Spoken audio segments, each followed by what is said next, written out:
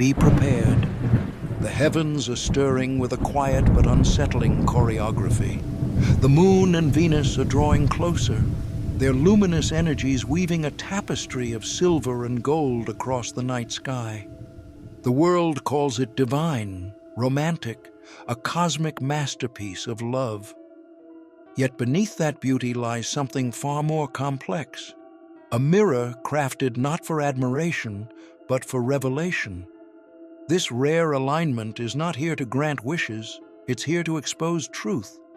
For centuries, astrologers and mystics have written that when Luna and Venus meet, hearts open, emotions swell, creativity blooms.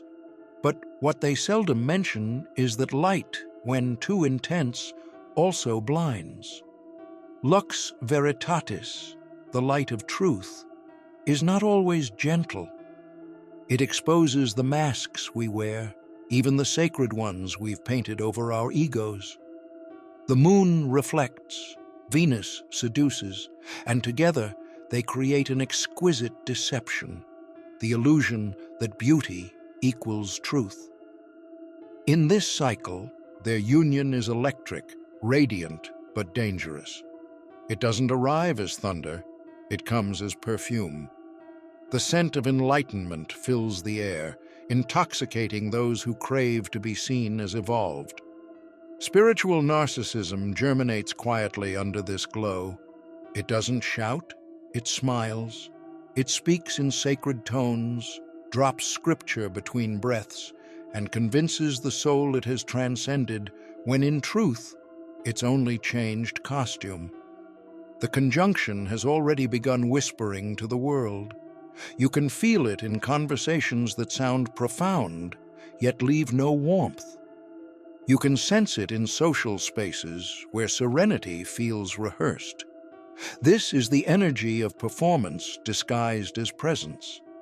The moon mirrors emotion, Venus polishes it with charm, and together they form an illusion so convincing that even the self-aware might believe their own reflection. Many will mistake this time for awakening. They will talk about energy shifts, angelic frequencies, heart portals opening. And yes, some of that is real, but much of it will be theater, subtle and glittering. Watch the faces of those who seem too enlightened to feel anger, too calm to know pain. Their light looks divine, but touch it and it burns cold. Because what you're seeing isn't illumination, it's projection. It's the ego in ceremonial robes, kneeling before its own reflection. The alignment between the moon and Venus doesn't attack. It doesn't destroy. It seduces. It whispers, "You are special. You are chosen. You have risen." And while some of that may hold truth, the danger lies in believing that growth requires an audience. This is the first deception of this cosmic dance, confusing spiritual progress with spiritual performance. Look closely in these days, you will see those who glow, their confidence magnetic, their words polished, their energy radiant. Yet something inside you will hesitate. The resonance will falter. The heart will feel unease. That's discernment awakening. The soul recognizes when light lacks love. True illumination expands those around it. False light only demands their worship. Ask yourself, when you stand near someone luminous, do you feel inspired or diminished? Do they open your heart or tighten your chest? The moon will not lie to you, it reflects exactly what is. Venus, however, will make it beautiful. And so this conjunction becomes a mirror made of silk, alluring, soft, and deceptive. But remember, this isn't only about others. The mirror turns both ways. What you see reflected around you is also revealing what still hides within. The discomfort you feel when confronted by someone's pride, their performance, their hunger for attention. It's the universe showing you where that same shadow still breathes in your own heart. The moon and Venus do not shame, they unveil. So when emotion stings in the next few days, when a comment triggers you, when a post irritates you, when a conversation suddenly feels like accusation, pause. Don't retreat. Don't label it low vibration. That sting is sacred. It's a compass pointing to where healing is waiting. Anima divina docet per dolorem. The divine soul teaches through discomfort. You may notice an urge to defend yourself, to prove your purity, to explain your intentions. Resist that temptation. The cosmos is not accusing you, it's inviting you. Every mirror that offends is a messenger of growth. Every discomfort is a doorway to clarity. The moon is showing you your emotional truth. Venus is making it irresistible so that you cannot look away. If you've made it this far, don't forget to subscribe for daily cosmic insights, astrology updates, and spiritual guidance, because the universe always has a message for you. Over this alignment, truth will shimmer through contradiction. Someone may appear radiant, yet carry a hollowness that echoes when you truly listen. You may notice it in yourself, that impulse to appear healed, to be the calm one, to broadcast serenity while secretly trembling inside.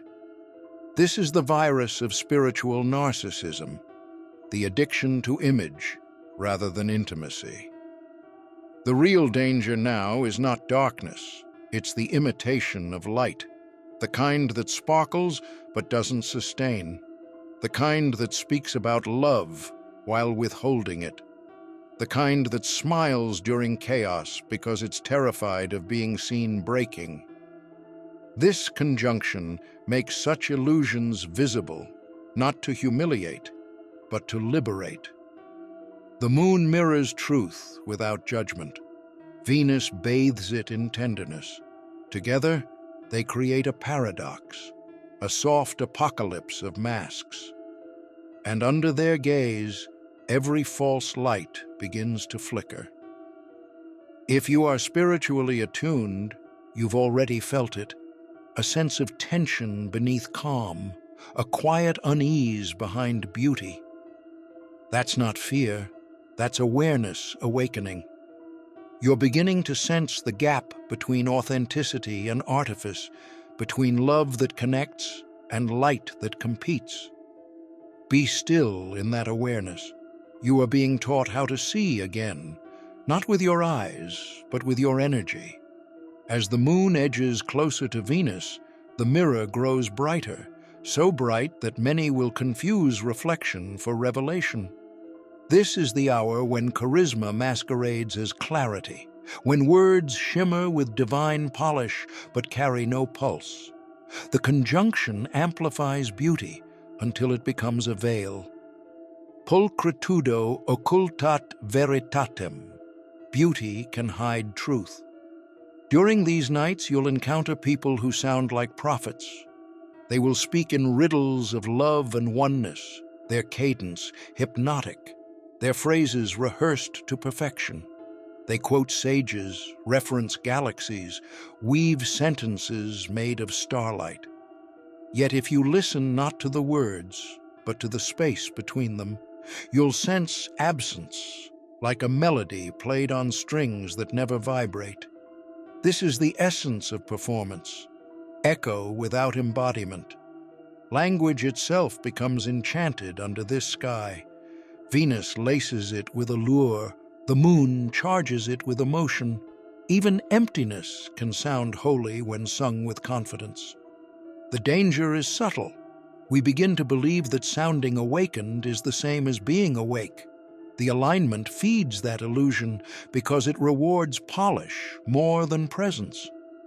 Ask quietly, whenever you hear spiritual eloquence this week, can they sit in silence after the sermon? True wisdom does not fear stillness, it ripens there. The spiritual narcissist, however, cannot bear quiet.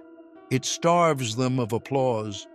They preach humility yet demand attention, speak of surrender while grasping for validation. The moon will show you the dissonance if you dare to look beyond the glow. Venus loves the beautiful. The moon adores the emotional. When these energies merge, they craft a world where sincerity is replaced by aesthetic, where love is curated rather than felt. You'll see it everywhere. Conversations that feel like mirrors polished for admiration, prayers turned into performances, enlightenment staged like theater. It is the age of luminous masks, but not all who shine are false. Some are being refined through exposure. This alignment tests the metal of the soul. Gold glows purer in the fire. Those who remain authentic will feel raw but real, perhaps quieter, perhaps unseen, but their energy will hum with steady warmth rather than flicker with borrowed light. Online, the illusion reaches its crescendo. Social spaces become altars of self-adoration. Captions overflow with downloads. Selfies glisten with divine filters. Vulnerability becomes choreography. The camera lens replaces confession. Metrics replace meaning. Yet beneath the pixels, anxiety throbs. Every like becomes a breath. Every view a heartbeat. This is Venus's seduction entwined with the moon's hunger, an algorithmic Eucharist for the ego. If you find yourself drawn into that current, pause. Ask, why do I need to be witnessed to believe I exist? There is nothing sinful in wanting connection. The danger lies in mistaking attention for affection. The more you chase recognition, the more your spirit fragments into reflections of who others believe you to be. This conjunction invites you back to wholeness. Detach from the applause, return to the pulse. Let the silence become sacred again. True visibility begins when you can stand unseen and still feel luminous. Meanwhile, another distortion unfolds, the cult of serenity. Many will retreat into stillness, declaring it wisdom. They will call it detachment, yet it will taste like absence. They will rename avoidance as peace. The conjunction makes that deception seductive because its calm feels luxurious. But peace that fears disturbance is not peace. It is paralysis painted white. The moon craves authenticity. It will not let numbness pass as grace. It will stir the buried emotions, shake the meditating body until truth leaks through the posture. Venus will decorate the stillness, turning it photogenic, making avoidance look enlightened. The lesson here is subtle but vital. Not all light is healing. Sometimes illumination exposes the wound you refuse to feel. If you withdraw from the world now, do so with intention, not escape. Solitude becomes holy only when entered to listen, not to hide. The quiet that deepens understanding is medicine. The quiet that protects the ego is anesthesia. Over these days, desires too will blur.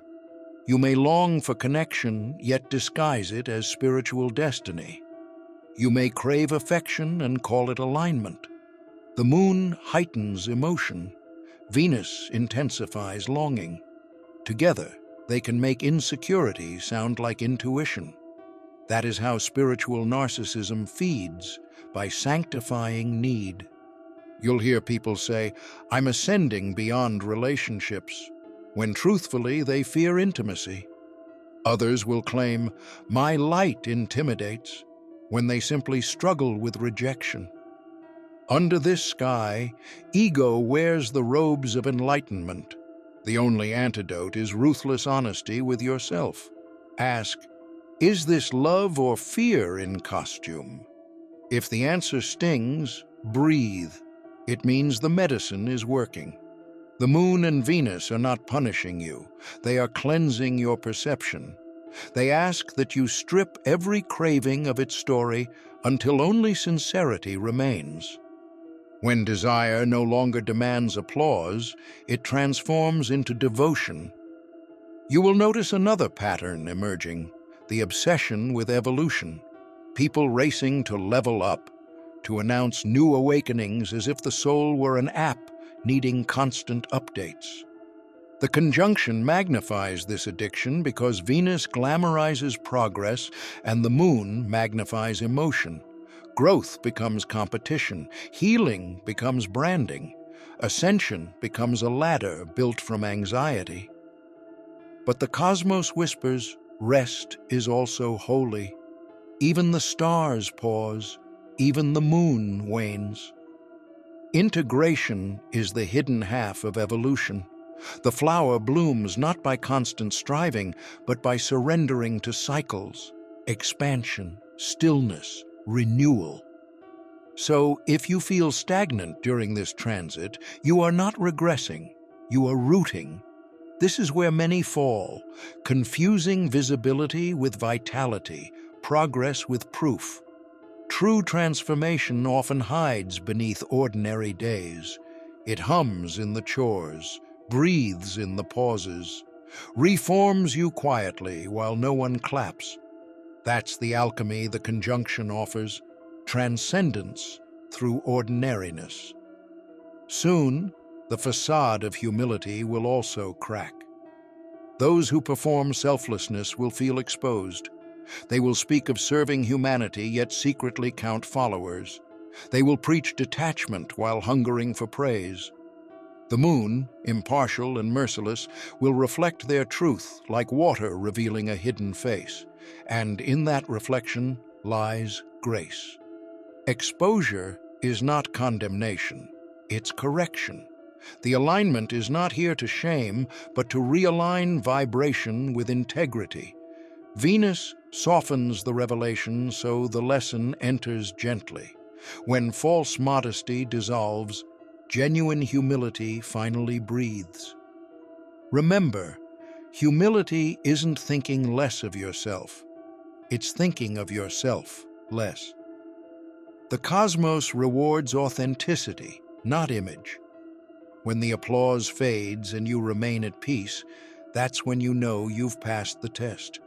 As the radiance reaches its peak, the illusion thins. The moon no longer flatters, it reveals. Venus no longer seduces, she tests. Every soul is being shown the difference between reflection and reality, between who we appear to be and who we truly are. Those who built their light on admiration will feel it tremble. Those who built it on truth will feel it deepen. This is the night when facades begin to echo, when words lose their polish and energy tells the story instead. You may feel stripped bare, as if every subtle pretense is dissolving under lunar light. Let it. The cosmos is performing surgery on the ego. Each exposed motive, each uncomfortable insight, is an incision where light enters. Resist the urge to fix the image. This isn't about appearing humble or wise, it's about becoming transparent enough for truth to pass through you. The moon whispers, stop performing holiness. Start embodying humanity. In this rare union, the most dangerous craving is for validation disguised as connection. Many will still perform vulnerability, confessing not to heal but to be admired for their healing. But the silence after applause will reveal the emptiness beneath. When attention fades, only authenticity sustains. Ask yourself, do I post to express or to prove I still matter? The difference is spiritual survival. Venus exposes where affection has turned into addiction, and the moon mirrors the void that applause cannot fill. Yet within this dismantling lies mercy. The moon and Venus are not punishing, they're polishing. They burn away pretense so that sincerity can breathe again. This is the divine audit. Your thoughts weighed against your tone, your declarations measured against your deeds. No audience can redeem you here, only alignment can. The truest light is quiet, steady, human. It listens more than it speaks. forgives more than it explains. If this message resonated with you, take a moment to breathe, reflect, and carry its light forward. Like this video to affirm your awareness, share it with someone who might need this mirror tonight, and subscribe for more messages that awaken the unseen parts of your soul. Every interaction here helps this wisdom travel farther, to more hearts walking the same quiet path toward authenticity. As their glow begins to fade, a gentler truth rises from the ashes of appearance. You were never meant to transcend being human. You were meant to illuminate it. Your flaws are not barriers to divinity. They are the entry points. Cry, laugh, doubt, begin again. These are not regressions. They're rehearsals of grace. The conjunction teaches that the divine doesn't demand perfection. It desires presence. You don't need to ascend out of your story. You need to live it consciously. When dawn breaks and Venus drifts from Luna's arms, the sky will look ordinary again, but nothing inside you will be the same. You'll carry the memory of this mirror. The night beauty and truth shared the same light.